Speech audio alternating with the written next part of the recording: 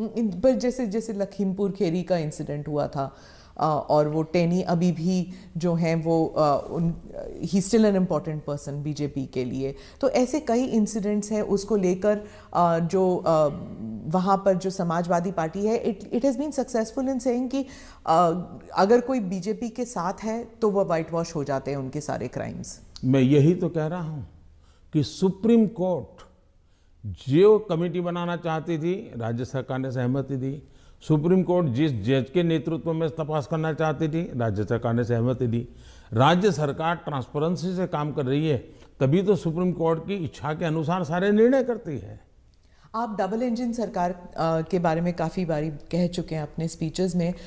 Double engine सरकार से आप विश्वास जगाना चाहते हैं इलेक्टोरेट में कि विकास जल्दी हो जाएगा अगर दोनों तरफ, मतलब सेंटर में भी और स्टेट में भी बीजेपी की सरकार रहेगी।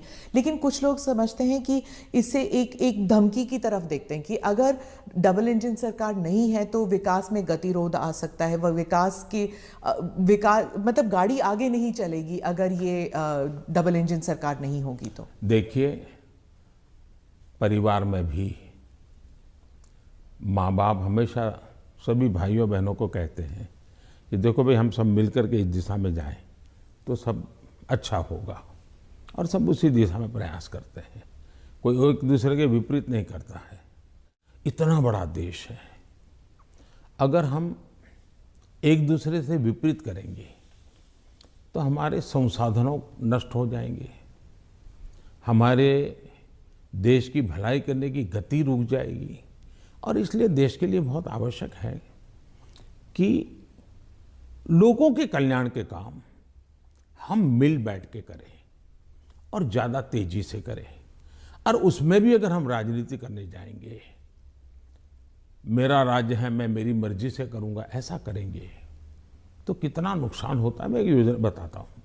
अब जैसे आयुष्मान भारत योजना, आयुष्मान भारत योजना गरीब जो बीमारी में है उसको 5 लाख रुपए तक बीमारी में स्वस्थ होने के लिए सहायता करता है। भारत सरकार करती है, पैसे भारत सरकार दे रही है। राज्यों को तो लेना है, देना कुछ नहीं है।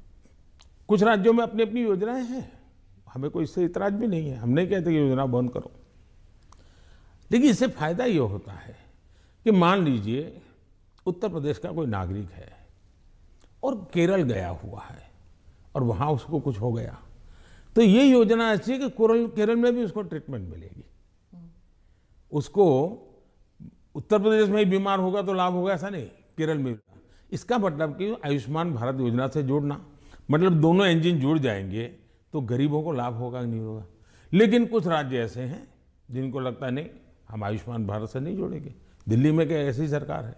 अब दिल्ली का नागरिक हिंदुस्तान के किसी कोने में जाएगा और वहां कुछ हुआ तो उसको वो लाभ नहीं मिलेगा। अब क्या कारण है कि इसका विरोध किया जा रहा है? उसी प्रकार से हमने one nation one ration card क्यों किया कि भाई कोई भी मजदूर हिंदुस्तान के किसी भी कोने में जाएगा, एक ही राशन कार्ड होगा। अगर वो महाराष्ट्र में है तो भी उसको फेयर प्राइस ऑफ से उसको अनाज मिल जाएगा। अब 2 राज्य ऐसे निकले जिनको सुप्रीम कोर्ट को डंडा मारना पड़ा, कहना पड़ा कि भाई one nation one ration card गलत क्या है, तुम लागू करो। अब इसलिए हम कहते हैं कि डबल इंजन की सरकार होती है तो गरीबों को सबसे ज्यादा लाभ होता है।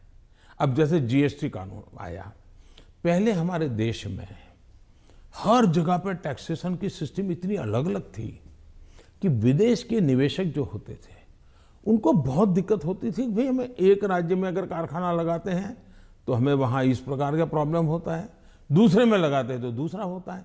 अब जीएसटी होने के कारण उनको भी सहूलत हो गई। तो हम जो ये कह रहे हैं कि भाई डबल इंजन की सरकार, हम ऐसी व्यवस्थाएं करें, अपनी विविधता को बनाए रखना है, भारत की विविधता ही उसकी ताकत है, लेकिन व्यवस्थाओं को भी बनाए रखना है। और इसलिए हम कहते हैं कि जब डबल इंजन लगता है तो ताकत बहुत बढ़ जाती है, हमारी शक्ति वेस्ट नहीं होती है। हमें इसका उपयोग सिर्फ और सिर्फ देश का कल्याण, गरीबों का कल्याण, देश के युवाओं का भला, इतना ही हमारा अर्थ है।